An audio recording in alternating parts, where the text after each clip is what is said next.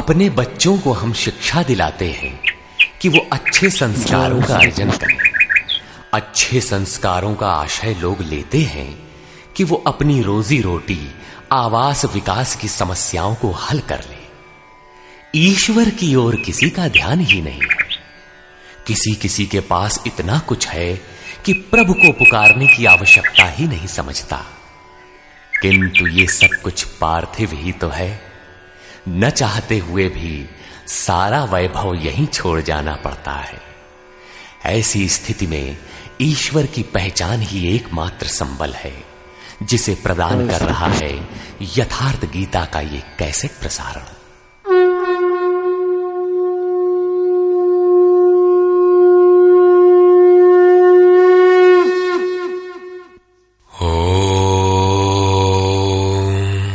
श्री परमात्मने नमः। यथार्थ गीता, श्रीमद् भगवद गीता, अथ 10वां अध्याय। गत अध्याय में योगेश्वर श्री कृष्ण ने गुप्त राजविद्या का चित्रण किया, जो निश्चय ही कल्याण करती है। 10वें अध्याय में उनका कथन है कि महाबाहु अर्जुन, मेरे परम रहस्य युक्त वचन को फिर भी सुन। यहां उसी को दूसरी बार कहने की आवश्यकता क्या है? वस्तुतः साधक को पूर्ति पर्यंत खतरा है। ज्यों ज्यों वो स्वरूप में ढलता जाता है, प्रकृति के आवरण सूक्ष्म होते जाते हैं, नए नए दृश्य आते हैं। उसकी जानकारी महापुरुष ही देते रहते हैं, वो नहीं जानता। यदि वे मार्गदर्शन करना बंद कर दे तो साधक स्वरूप की उपलब्धि से वंचित रहेगा। जब तक वो स्वरूप से दूर है, तब तक सिद्ध है कि प्रकृति का कोई ना कोई आवरण बना है। फिसलने लड़खड़ाने की संभावना बनी रहती है। अर्जुन शरणागत शिष्य है। उसने कहा था, शिष्यस्तेहं शाधिमाम त्वाम प्रपन्नम। भगवान, मैं आपका शिष्य हूं, आपकी शरण हूं, मुझे संभालिए। अतः उसके हित की कामना से योगेश्वर श्री कृष्ण पुनः बोले। श्री भगवान उवाच।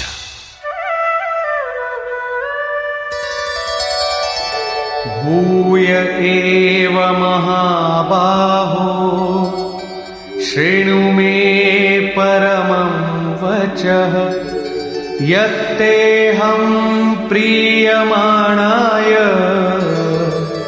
वक्ष्यामि हितकाम्यया।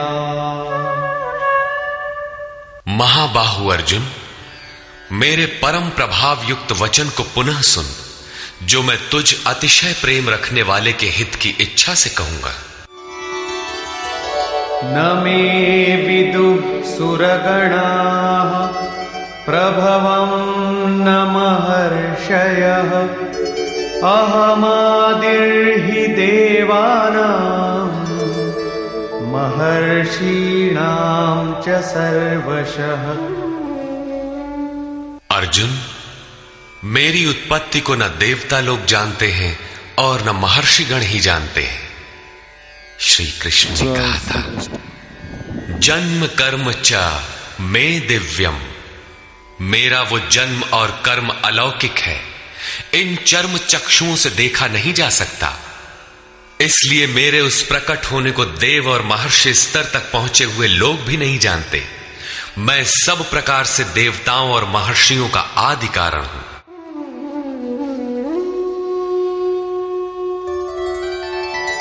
यो मामजमनादिं च वेत्ति लोकमहेश्वरम्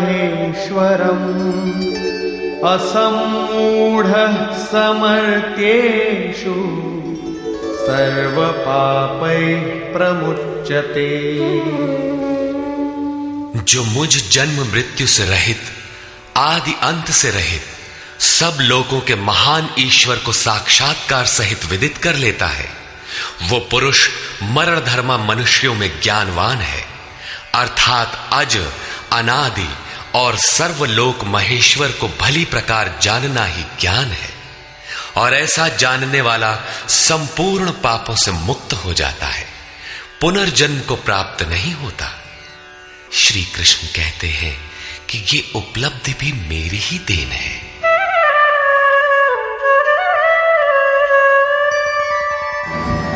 बुद्धिर्ज्ञानमसम्मोहः क्षमा सत्यं दमः शमः सुखं दुःखं भवो भावो भयं चाभयमेव च।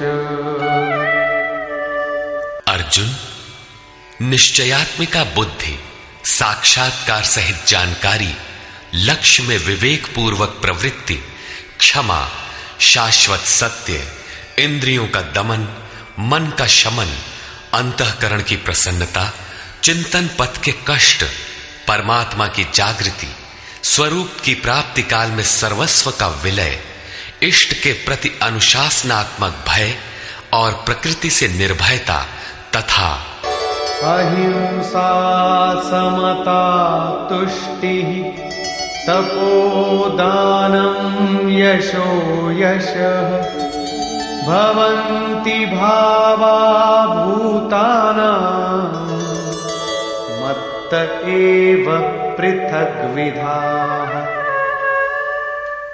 अहिंसा अर्थात अपने आत्मा को अधोगति में न पहुंचाने का आचरण, समता जिसमें विषमता न हो, संतोष मन सहित इंद्रियों को लक्ष्य के अनुरूप तपाना, दान अर्थात सर्वस्व का समर्पण, भगवत पथ में मान अपमान का सहन। इस प्रकार प्राणियों के उपर्युक्त भाव मुझसे ही होते हैं। ये सभी भाव दैवी चिंतन पद्धति के लक्षण हैं। इनका अभाव ही आसुरी संपद है। महर्षयः सप्त पूर्वे चत्वारो मनवस्तथा मद्भावा मानसा जाता येषां लोक इमाः प्रजाः। सप्तर्षि अर्थात योग की 7 क्रमिक भूमिकाएं अर्थात शुभेच्छा, सुविचारणा, तनुमानसा, सत्वापत्ति, असंसक्ति, पदार्था भावना और तुर्यगा तथा इनके अनुरूप अंतःकरण चतुष्टय अर्थात मन, बुद्धि, चित्त और अहंकार, उसके अनुरूप मन जो मेरे में भाव वाला है, ये सब मेरे ही संकल्प से अर्थात मेरी प्राप्ति के संकल्प से तथा जो मेरी ही प्रेरणा से होते हैं, दोनों एक दूसरे के पूरक हैं, उत्पन्न होते हैं। इस संसार में ये अर्थात संपूर्ण दैवी संपद इन्हीं की प्रजा है, क्योंकि सप्त भूमिकाओं के संचार में दैवी संपद ही है, अन्य नहीं।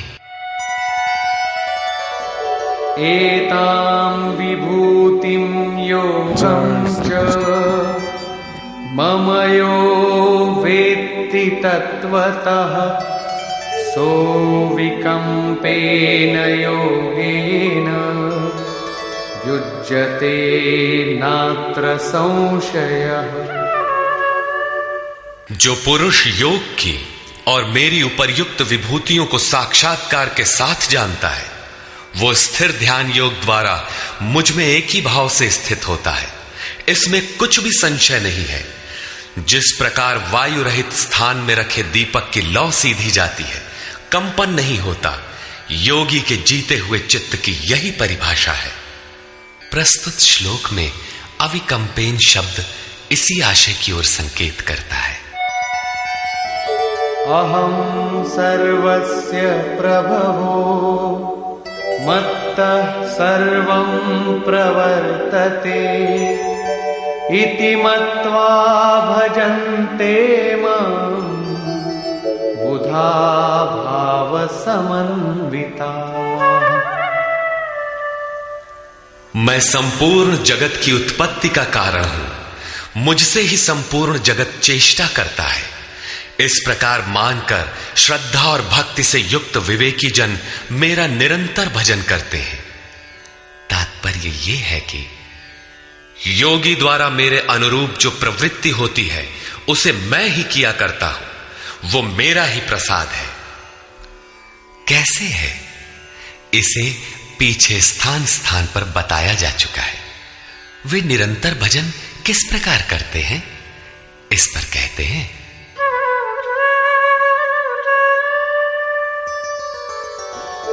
मच्चित्ता मद्गत प्राणा बोधयन्तः परस्परं कथयन्तश्च मां नित्यं तुष्यन्ति च रमन्ति च। अन्य किसी को स्थान न देकर मुझ में ही निरंतर चित्त को लगाने वाले, मुझ में ही प्राणपण से प्राणों को लगाने वाले सदैव परस्पर मेरी प्रक्रियाओं का बोध करते हैं, मेरा गुणगान करते हुए ही संतुष्ट होते हैं तथा निरंतर मुझ में ही रमण करते हैं। तेषां सततयुक्तानां भजतां प्रीतिपूर्वकं ददामि बुद्धियोगं तं येन मामुपयान्ति ते। निरंतर मेरे ध्यान में लगे हुए तथा प्रेम पूर्वक भजने वाले उन भक्तों को मैं वो बुद्धि योग अर्थात योग में प्रवेश वाली बुद्धि देता हूं जिससे वे मुझे प्राप्त होते हैं, अर्थात योग की जागृति ईश्वर की देन है। वो अव्यक्त पुरुष महापुरुष योग में प्रवेश दिलाने वाली बुद्धि कैसे देता है? तेषामेवानुकंपार्थम्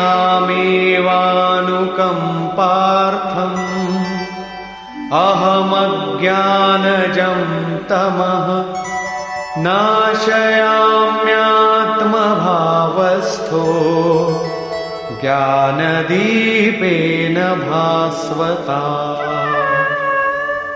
उनके ऊपर पूर्ण अनुग्रह करने के लिए मैं उनकी आत्मा से अभिन्न खड़ा होकर, रथी होकर अज्ञान से उत्पन्न हुए अंधकार को ज्ञान रूपी दीपक के द्वारा प्रकाशित कर नष्ट करता हूं।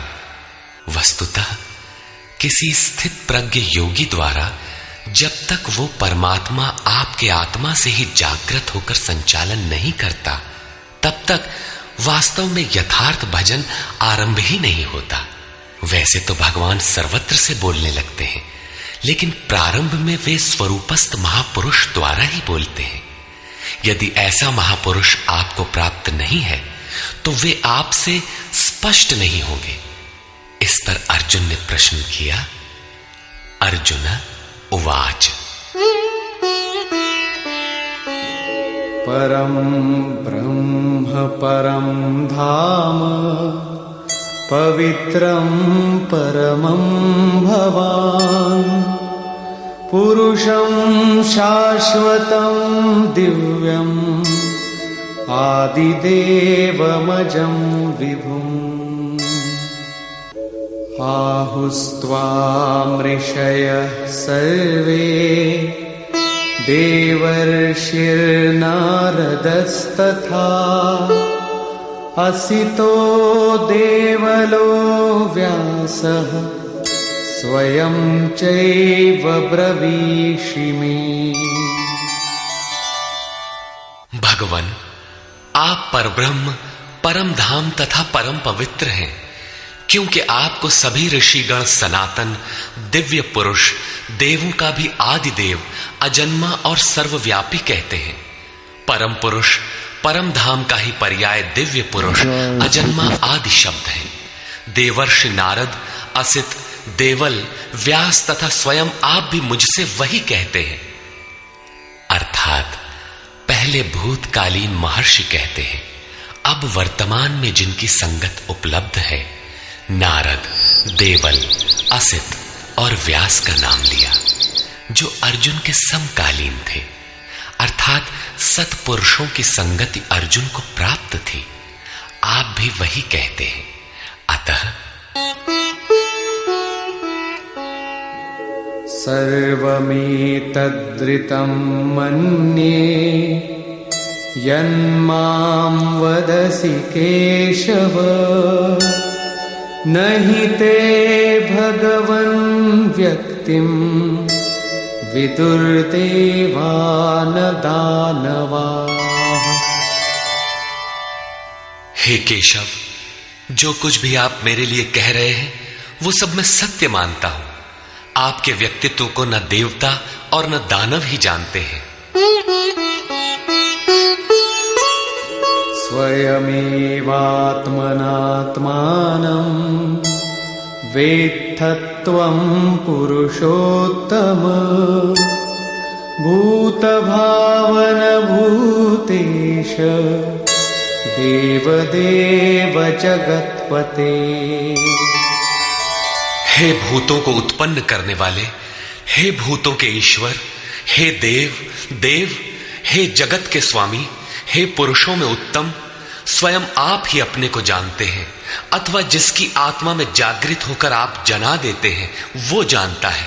वो भी आपके द्वारा आपका जानना हुआ। इसलिए वक्तुमर्हस्य शेषेण दिव्यायात्मविभूतयः याभिर्विभूतिभिर्लोकान् इमांस्त्वं व्याप्य तिष्ठसि।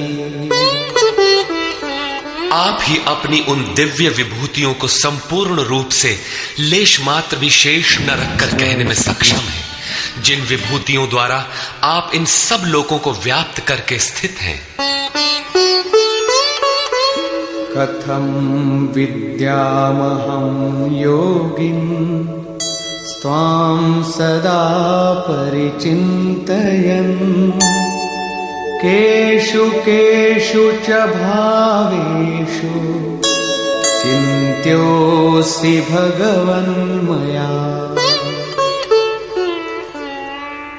हे योगिन, श्री कृष्ण एक योगी थे।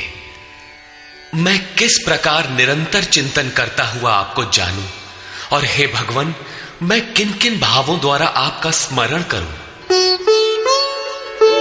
विस्तरेणात्मनो योगं विभूतिं च जनार्दन भूयः कथय तृप्तिर्हि शृण्वतो नास्ति मे मृतम्। हे जनार्दन, अपनी योग शक्ति को और योग की विभूति को फिर भी विस्तार पूर्वक कहिए। संक्षेप में तो इसी अध्याय के आरंभ में कहा ही है, पुनः कहिए, क्योंकि अमृत तत्व को दिखाने वाले इन वचनों को सुनने से मेरी तृप्ति नहीं होती। रामचरित जे सुनत अघाही रस विशेष जाना तिन नाही। जब तक प्रवेश नहीं मिल जाता तब तक उसे अमृत तत्व को जानने की पिपासा बनी रहती है। प्रवेश से पूर्व रास्ते में ही यह सोचकर कोई बैठ गया कि बहुत जान लिया, तो उसने नहीं जाना। सिद्ध है कि उसका मार्ग अवरुद्ध होना चाहता है। इसलिए साधक को पूर्ति पर्यंत इष्ट के निर्देशन को पकड़ते रहना चाहिए और उसे आचरण में ढालना चाहिए। अर्जुन की उक्त जिज्ञासा पर योगेश्वर श्री कृष्ण ने कहा, श्री भगवान वाच,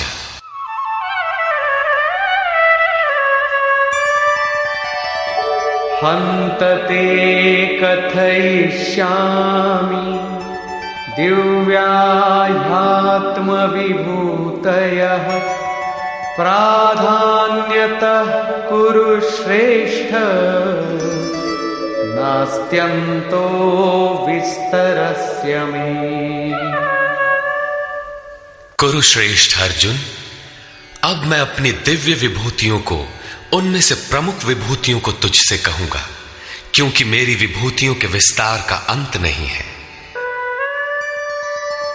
अहमात्मा गुणाकेश सर्वभूताशय स्थितः अहमादि आदिश्च मध्यं च भूतानामन्त एव च। अर्जुन, मैं सब भूतों के हृदय में स्थित सबका आत्मा हूं तथा संपूर्ण भूतों का आदि, मध्य और अंत भी मैं ही हूं, अर्थात जन्म, मृत्यु और जीवन भी मैं ही हूं। आदित्यानामहं विष्णुः ज्योतिषां रविरंशुमान् मरीचिर्मरुतामस्मि नक्षत्राणामहं शशि। मैं अदिति के 12 पुत्रों में विष्णु और ज्योतियों में प्रकाशमान सूर्य हूं। वायु के भेदों में मैं मरीचि नामक वायु और नक्षत्रों में चंद्रमा हूं। वेदानां सामवेदोऽस्मि देवानामस्मि वासवः इन्द्रियाणां मनश्चास्मि भूतानामस्मि चेतना। वेदों में मैं सामवेद अर्थात पूर्ण समत्व दिलाने वाला गायन हूं। देवों में मैं उनका अधिपति इंद्र हूं और इंद्रियों में मन हूं, क्योंकि मन के निग्रह से ही मैं जाना जाता हूं तथा प्राणियों में मैं उनकी चेतना हूं। रुद्राणां शंकरश्चास्मि वित्तेशो यक्षरक्षसां वसूनां पावकश्चास्मि मेरुः शिखरिणामहम्। 11 रुद्रों में मैं शंकर हूं। शंख धन अर सा शंकर अर्थात शंकाओं से उपराम अवस्था में हूं। यक्ष तथा राक्षसों में मैं धन का स्वामी कुबेर हूं। 8 वसुओं में मैं अग्नि और शिखर वालों में सुमेरु अर्थात शुभों का मेल मैं हूं। वही सर्वोपरि शिखर है, न कि कोई पहाड़ी। वस्तुतः ये सब योग साधना के प्रतीक है, यौगिक शब्द है। पुरोधसांच मुख्यं मां विद्धि पार्थ बृहस्पतिं सेनानीनामहं स्कन्दः सरसामस्मि सागरः। पुर की रक्षा करने वाले पुरोहितों में बृहस्पति मुझे ही जान, जिससे दैवी संपत्ति का संचार होता है। और हे पार्थ, सेनापतियों में मैं स्वामी कार्तिकेय हूं। कर्म का त्याग ही कार्तिक है, जिससे चराचर का संहार, प्रलय और इष्ट की प्राप्ति होती है। जलाशयों में मैं समुद्र हूं। महर्षीणां भृगुरहं गिरामस्म्येकमक्षरम् यज्ञानां जपयज्ञोऽस्मि स्थावराणां हिमालयः। महर्षियों में मैं भृगु हूं और वाणी में एक अक्षर ओमकार हूं, जो उस ब्रह्म का परिचायक है। सब प्रकार के यज्ञों में मैं जप यज्ञ हूं। यज्ञ परम में प्रवेश दिला देने वाली आराधना की विधि विशेष का चित्रण है। उसका सारांश है स्वरूप का स्मरण और नाम का जप। 2 वाणियों से पार हो जाने पर नाम जब यज्ञ की श्रेणी में आता है तो वाणी से नहीं जपा जाता, न चिंतन से, न कंठ से, बल्कि वो श्वास में जागृत हो जाता है। केवल सुरत को श्वास के पास लगाकर मन से अविरल चलना भर पड़ता है। यज्ञ की श्रेणी वाले नाम का उतार चढ़ाव श्वास पर निर्भर है। ये क्रियात्मक है। स्थिर रहने वालों में हिमालय हूं। शीतल, सम और अचल एकमात्र परमात्मा है। जब प्रलय हुआ तब मनु उसी शिखर में बंध गया। अचल, सम और शांत ब्रह्म का प्रलय नहीं होता, उस ब्रह्म की पकड़ मैं हूं। अश्वत्थः सर्ववृक्षाणां देवर्षीणां च नारदः गन्धर्वाणां चित्ररथः सिद्धानां कपिलो मुनिः। सब वृक्षों में मैं अश्वत्थ हूं। अश्व कल तक भी जिसके रहने की गारंटी नहीं दी जा सकती, ऐसा ऊर्ध्व मूलधः शाखम अश्वत्थ, ऊपर परमात्मा जिसका मूल है, नीचे प्रकृति जिसकी शाखाएं हैं, ऐसा संसार ही एक वृक्ष है जिसे पीपल की संज्ञा दी गई है। सामान्य पीपल का वृक्ष नहीं कि पूजा करने लगे। इसी पर कहते हैं कि वो मैं हूं और देवर्षियों में मैं नारद हूं। नाद रंध्रः स नारद। दैवी संपद इतनी सूक्ष्म हो गई कि स्वर में उठने वाली ध्वनि अर्थात नाद पकड़ में आ जाए, ऐसी जागृति मैं हूं। गंधर्वों में मैं चित्ररथ हूं, अर्थात गायन अर्थात चिंतन करने वाली प्रवृत्तियों में जब स्वरूप चित्रित होने लगे, वो अवस्था विशेष मैं हूं। सिद्धों में मैं कपिल मुनि हूं, काया ही कपिल है। इसमें जब लव लग जाए, उस ईश्वरीय संचार की अवस्था मैं हूं। उच्चैश्रवसमश्वानां विद्धि माममृतोद्भवम् ऐरावतं गजेन्द्राणां नराणां च नराधिपम्। घोड़ों में मैं अमृत से उत्पन्न होने वाला उच्चैः श्रवा नामक घोड़ा हूं। दुनिया में हर वस्तु नाशवान है, आत्मा ही अजर अमर अमृत स्वरूप है। इस अमृत स्वरूप से जिसका संचार है, वो घोड़ा मैं हूं। घोड़ा गति का प्रतीक है। आत्म तत्व को ग्रहण करने में मन जब उधर गति पकड़ता है, घोड़ा है। ऐसी गति मैं हूं। हाथियों में ऐरावत नामक हाथी मैं हूं। मनुष्यों में राजा मुझको जान। वस्तुतः महापुरुष ही राजा है, जिसके पास अभाव नहीं है।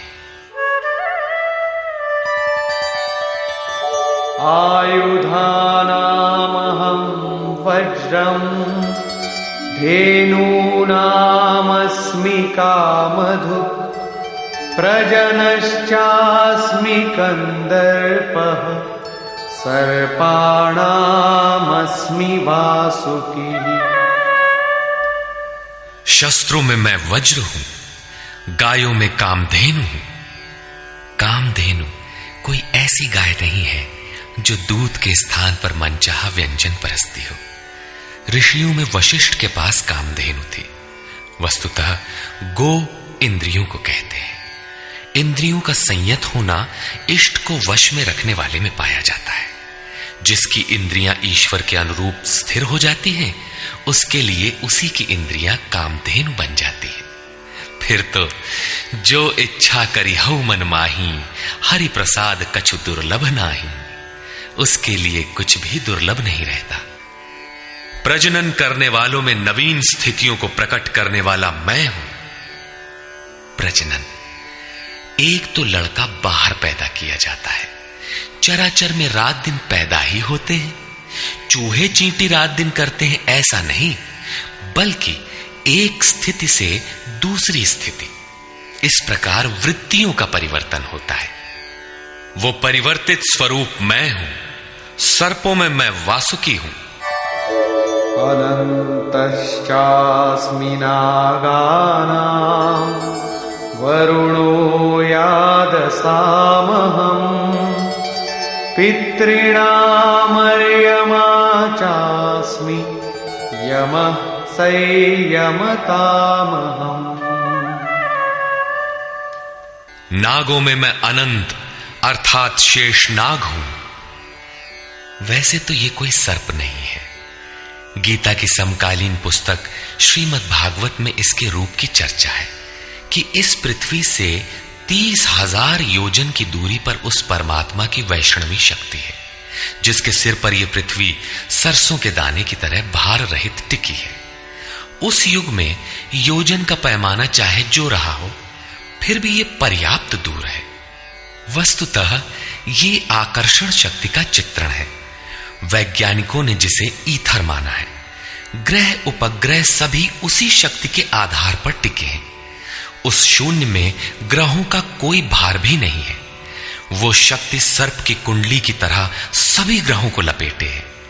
यही है वो अनंत, जिससे पृथ्वी धारण की जाती है। श्री कृष्ण कहते हैं, ऐसी ईश्वरीय शक्ति मैं हूं। जलचरों में उनका अधिपति वरुण हूं तथा पितरों में अर्यमा हूं। अहिंसा, सत्य, अस्तेय, ब्रह्मचर्य और अपरिग्रह 5 यम हैं।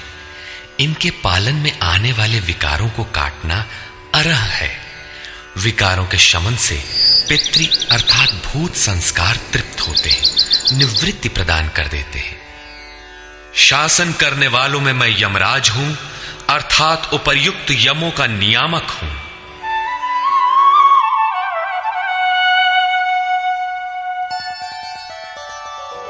प्रह्लादश्चास्मि दैत्यानां कालः कलयतामहम्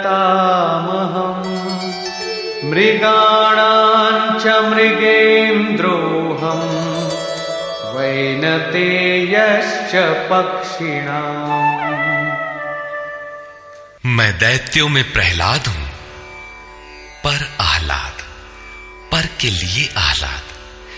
प्रेम ही प्रहलाद है।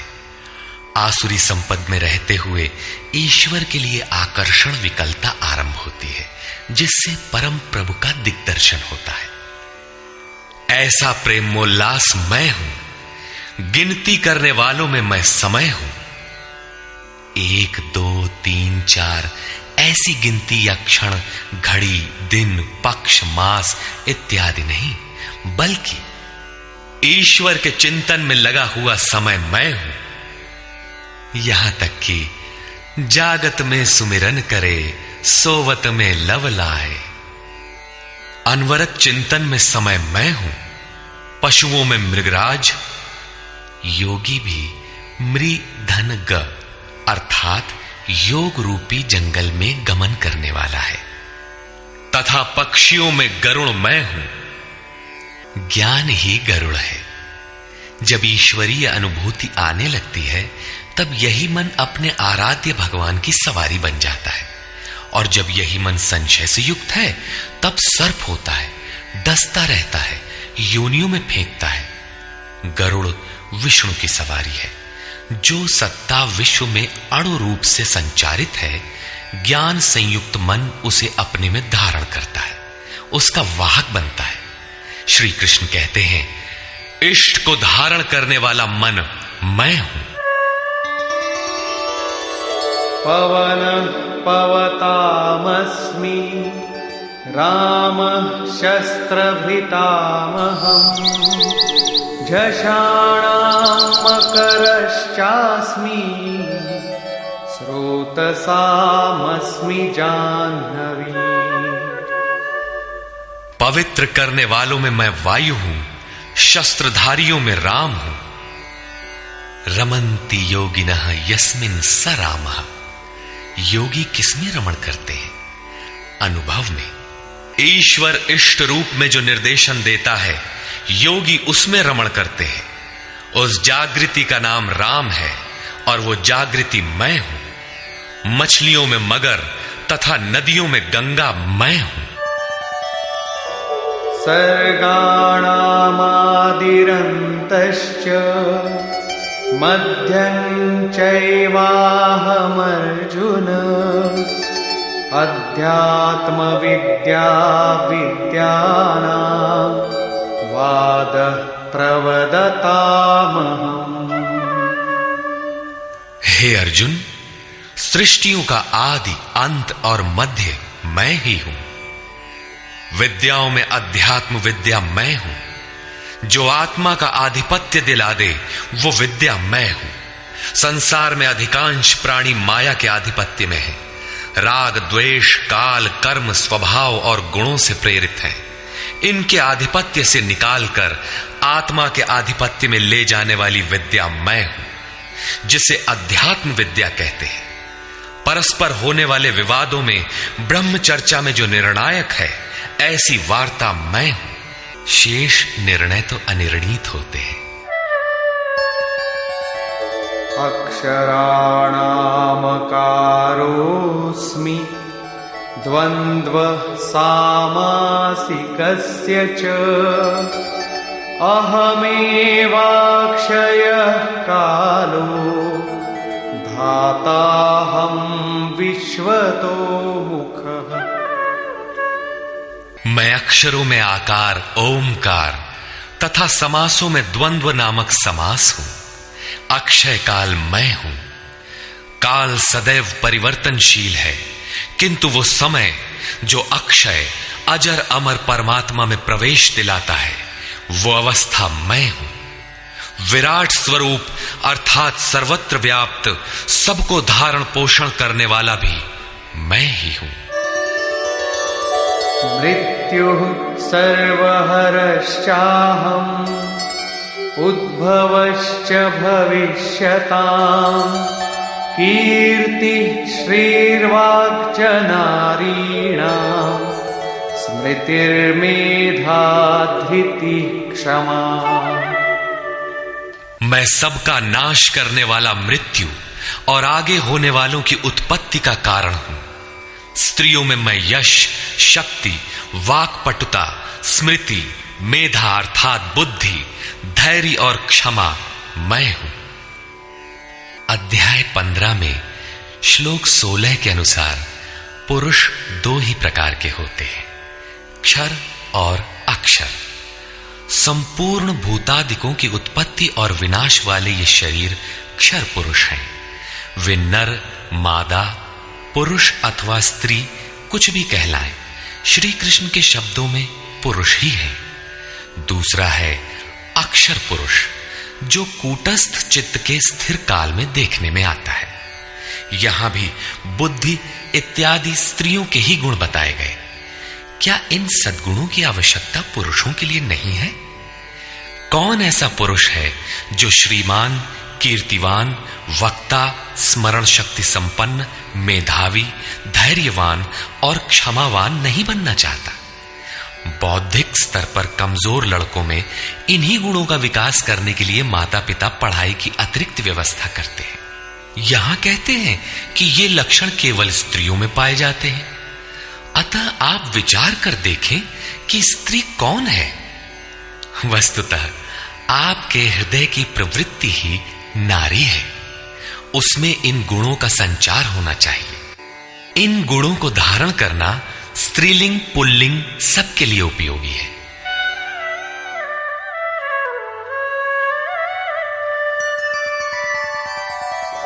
बृहत्साम तथा साम्ना गायत्री छन्दसामहम् मासानां मार्गशीर्षोऽहम् ऋतूनां कुसुमाकरः। गायन करने योग्य श्रुतियों में मैं बृहत साम अर्थात वृहत से संयुक्त समत्व दिलाने वाला गायन हूं, अर्थात ऐसी जागृति मैं हूं। छंदों में गायत्री छंद मैं हूं। गायत्री कोई मंत्र नहीं है जिसे पढ़ने से मुक्ति मिलती हो, वरन एक समर्पणात्मक छंद है। 3 बार विचलित होने के पश्चात ऋषि विश्वामित्र ने अपने को इष्ट के प्रति समर्पित करते हुए कहा, ओम भूर्भुवः स्वः तत्सवितुर्वरेण्यं भर्गो देवस्य धीमहि धियो यो नः प्रचोदयात्। अर्थात भूः, भुवः और स्वः तीनों लोकों में तत्व रूप से व्याप्त देव आप ही वरेण्य हैं। हमें ऐसी बुद्धि दें, ऐसी प्रेरणा करें कि हम लक्ष्य को प्राप्त कर लें। ये मात्र एक प्रार्थना है। साधक अपनी बुद्धि से यथार्थ निर्णय नहीं ले पाता कि मैं कब सही हूं और कब गलत। उसकी ये समर्पित प्रार्थना मैं हूं, जिसमें निश्चित कल्याण है, क्योंकि वो मेरे आश्रित हुआ है। मासों में शीर्षस्थ मार्ग मैं हूं, और जिसमें सदैव बहार हो, ऐसा ऋतु, हृदय की ऐसी अवस्था भी मैं ही हूं। द्यूतं छलयतामस्मि तेजस्तेजस्विनामहम् जयोऽस्मि व्यवसायोऽस्मि सत्वं सत्ववतामहम्। तेजस्वी पुरुषों का तेज मैं हूं, जुए में छल करने वालों का छल मैं हूं। तब तो अच्छा है जुआ खेलें, उसमें कल बल छल करें, वही भगवान है। नहीं, ऐसा कुछ नहीं है। ये प्रकृति ही एक जुआ है, यही ठगनी है। इस प्रकृति के द्वंद्व से निकलने के लिए दिखावा छोड़कर छिपाव के साथ गुप्त रूप से भजन करना ही छल है। छल है तो नहीं, किंतु बचाव के लिए आवश्यक है। जड़ भरत की तरह, उन्मत्त, अंधे, बहरे और गूंगे की तरह हृदय से जानकार होते हुए भी बाहर से ऐसे रहें कि अनजान हो, सुनते हुए भी न सुने, देखते हुए भी न देखें। छिपकर ही भजन का विधान है। तभी साधक प्रकृति पुरुष के जुए में पार पाता है।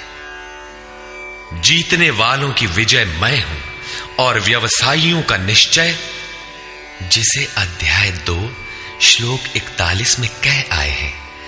इस योग में निश्चयात्मक क्रिया एक है, बुद्धि एक ही है, दिशा एक ही है।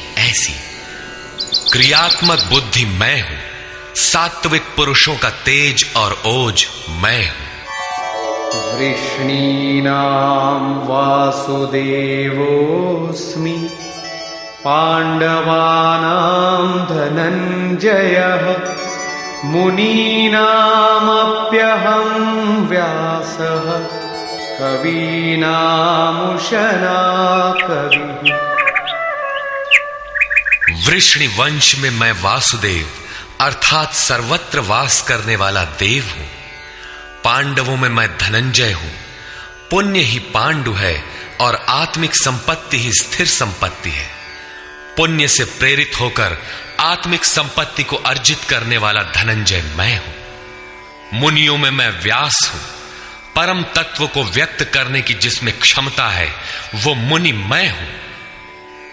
कवियों में उष्णा अर्थात उसमें प्रवेश दिलाने वाला काव्यकार मैं हूं।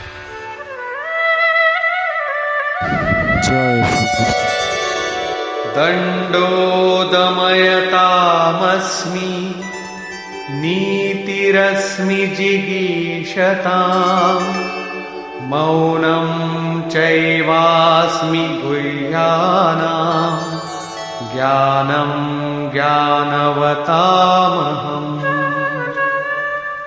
दमन करने वालों में दमन की शक्ति मैं हूं। जीतने की इच्छा वालों की मैं नीति हूं। गुप्त रखने योग्य भावों में मौन हूं और ज्ञानवानों में साक्षात के साथ मिलने वाली जानकारी, पूर्ण ज्ञान मैं हूं। यच्चापि सर्वभूतानां बीजं तदहमर्जुन न तदस्ति विना यत्स्यान् मया भूतं चराचरम्। अर्जुन, सब भूतों की उत्पत्ति का कारण भी मैं ही हूं, क्योंकि चर और अचर ऐसा कोई भी भूत नहीं है जो मुझसे रहित हो। मैं सर्वत्र व्याप्त हूं, सब मेरे ही सकाश से है। नान्तोऽस्ति मम दिव्यानां विभूतीनां परन्तप एष तूद्देशतः प्रोक्तो विभूतेर्विस्तरो मया। परंतप अर्जुन, मेरी दिव्य विभूतियों का अंत नहीं है। अपनी विभूतियों का विस्तार तो मैंने संक्षेप से कहा है, वस्तुतः वे अनंत हैं। इस अध्याय में कुछ ही विभूतियों का स्पष्टीकरण किया गया है, क्योंकि अगले ही अध्याय में अर्जुन इन सबको देखना चाहता है, क्योंकि प्रत्यक्ष दर्शन से ही विभूतियां समझ में आती है। विचारधारा समझने के लिए इसी से थोड़ा अर्थ दिया गया। यद्यद्विभूतिमत्सत्त्वम् श्रीमदूर्जितमेव वा तत्तदेवावगच्छत्वम् मम तेजोंशसंभवम्।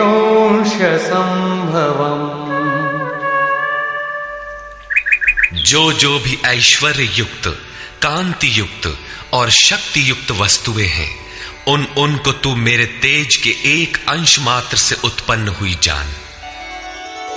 अथवा बहुनैतेन किं ज्ञातेन तवार्जुन विष्टभ्याहमिदं कृत्स्नम् एकांशेन स्थितो जगत्। अथवा अर्जुन, इस बहुत जानने से तेरा क्या प्रयोजन है? मैं इस संपूर्ण जगत को एक अंश मात्र से धारण करके स्थित हूं। उपर्युक्त विभूतियों के वर्णन का तात्पर्य ये नहीं है कि आप या अर्जुन इन सभी वस्तुओं को पूजने लगे, बल्कि श्री कृष्ण का आशय केवल इतना ही है कि इन सब ओर से श्रद्धा समेटकर केवल उन अविनाशी परमात्मा में लगावे। इतने से ही उनका कर्तव्य पूर्ण हो जाता है। निष्कर्ष, इस अध्याय में श्री कृष्ण ने कहा कि अर्जुन, मैं तुझे पुनः उपदेश करूंगा, क्योंकि तू मेरा अतिशय प्रिय है। पहले कह चुके हैं, फिर भी कहने जा रहे हैं, क्योंकि पूर्ति पर्यंत सद्गुरु से सुनने की आवश्यकता रहती है। मेरी उत्पत्ति को न देवता और न महर्षि गण ही जानते हैं, क्योंकि मैं उनका भी आदि कारण हूं। अव्यक्त स्थिति के पश्चात की सार्वभौम अवस्था को वही जानता है जो हो चुका है। जो मुझ अजन्मा, अनादि और संपूर्ण लोकों के महान ईश्वर को साक्षात्कार सहित जानता है, वही ज्ञानी है। बुद्धि, ज्ञान, असम्मूढ़ता, इंद्रियों का दमन, मन का शमन, संतोष, तप, दान और कीर्ति के भाव अर्थात दैवी संपत्ति के उक्त लक्षण मेरी देन है। 7 महर्षिजन अर्थात योग की 7 भूमिकाएं, उससे भी पहले होने वाले तदनुरूप अंतःकरण, चतुष्टय और इनके अनुकूल मन जो स्वयंभू है, स्वयं रचयिता है, ये सब मुझ में भाव वाले, लगाव और श्रद्धा वाले हैं, जिनकी संसार में संपूर्ण प्रजा है। ये सब मुझसे ही उत्पन्न है, अर्थात साधनामयी प्रवृत्तियां मेरी ही प्रजा हैं। इनकी उत्पत्ति अपने से नहीं, गुरु से होती है। जो उपर्युक्त मेरी विभूतियों को साक्षात जान लेता है, वह निस्संदेह मुझ में एक ही भाव से प्रवेश करने योग्य है। अर्जुन, मैं ही सबकी उत्पत्ति का कारण हूं, ऐसा जो श्रद्धा से जान लेते हैं, वे अनन्य भाव से मेरा चिंतन करते हैं, निरंतर मुझ में मन, बुद्धि और प्राणों से लगने वाले होते हैं, आपस में मेरा गुण चिंतन और मुझ में रमण करते हैं। उन निरंतर मुझसे संयुक्त हुए पुरुषों को मैं योग में प्रवेश करने वाली बुद्धि प्रदान करता हूं। यह भी मेरी ही देन है। किस प्रकार बुद्धि योग देते हैं? तो अर्जुन, आत्मभावस्थ उनकी आत्मा में जागृत होकर खड़ा हो जाता हूं और उनके हृदय में अज्ञान से उत्पन्न अंधकार को ज्ञान रूपी दीपक से नष्ट करता हूं। अर्जुन ने प्रश्न किया कि भगवान, आप परम पवित्र, सनातन, दिव्य, अनादि और सर्वत्र व्याप्त हैं, ऐसा महर्षिगण कहते हैं। तथा वर्तमान में देवर्षि नारद, देवल, व्यास और आप भी वही कहते हैं। यह सत्य भी है कि आपको न देवता जानते हैं और न दानव। स्वयं आप जिसे जना दें वही जान पाता है। आप ही अपनी विभूतियों को कहने में समर्थ हैं। अतः जनार्दन, आप अपनी विभूतियों को विस्तार से कहिए। पूर्ति पर्यंत इष्ट से सुनते रहने की उत्कंठा बनी रहनी चाहिए। आगे इष्ट के अंतराल में क्या है, उसे साधक क्या जाने। इस पर योगेश्वर श्री कृष्ण ने एक एक करके अपनी प्रमुख विभूतियों का लक्षण संक्षेप में बताया, जिनमें से कुछ तो योग साधन में प्रवेश करने के साथ मिलने वाली अंतरंग विभूतियों का चित्रण है, और शेष कुछ समाज में रिद्धियों सिद्धियों के साथ पाई जाने वाली विभूतियों पर प्रकाश डाला। और अंत में उन्होंने बल देकर कहा, अर्जुन, बहुत कुछ जानने से तेरा क्या प्रयोजन है। इस संसार में जो कुछ भी तेज और ऐश्वर्य युक्त वस्तुएं हैं, वह सब मेरे तेज के अंश मात्र में स्थित हैं। वस्तुतः मेरी विभूतियां अपार हैं। ऐसा कहते हुए योगेश्वर ने इस अध्याय का पटाक्षेप किया।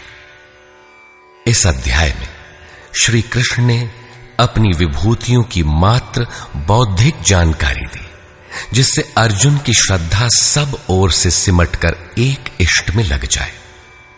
किंतु बंधुओं, सब कुछ सुन लेने और बाल की खाल निकालकर समझ लेने के बाद भी चलकर उसे जानना शेष ही रहता है। यह क्रियात्मक पथ है। संपूर्ण अध्याय में योगेश्वर की विभूतियों का ही वर्णन है। अतः ओम तत्सदिति श्रीमद्भगवद गीता सूपनिषत्सु ब्रह्म विद्यायाम योग शास्त्रे श्री कृष्णार्जुन संवादे विभूति वर्णन योगो नाम 10वां।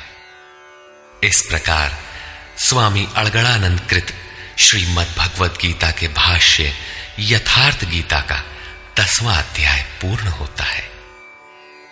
हरि ओम तत्सत।